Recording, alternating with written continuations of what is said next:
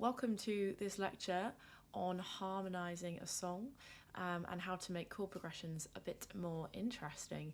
This is quite an exciting part of the course actually, because so far you've covered so much theory in terms of just really understanding how major and minor relate to each other, your seventh chord progressions, as well as how you build chords, semitone distance and all different things, which is really important. So to not get so far involved into the theory, but to also make it a bit more fun, there's a couple of things I want to bring to your attention. So basically, as you know, you've gone around a circle of fifths a billion times now.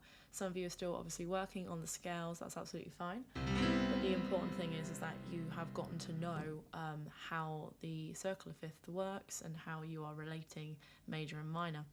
So we know the very first simple relative. If we use C as an example, we go down 1, 2, 3 semitones, and we know we have a relative minor here. Same if we were to use G, 1, 2, 3. If we use D, 1, 2, 3. It's the same for every single note. So the next thing that I want to teach you about is two different types of relationships which chords and notes can have with each other. We can have C to a C minor, which is also known as a parallel relationship. So C major and C minor, they share the tonic note, which is the root note, in common. Obviously they do not share the same key signature, but they are parallel relationships, parallel relatives.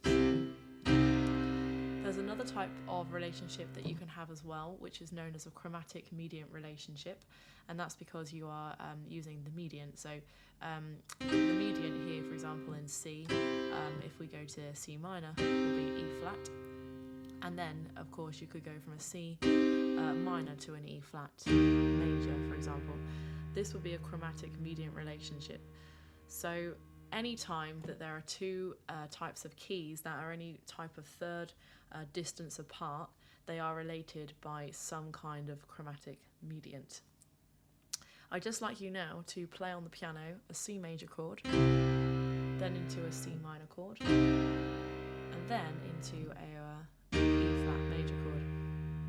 So you can hear now you've gone from your parallel relationship into your chromatic mediant relationship.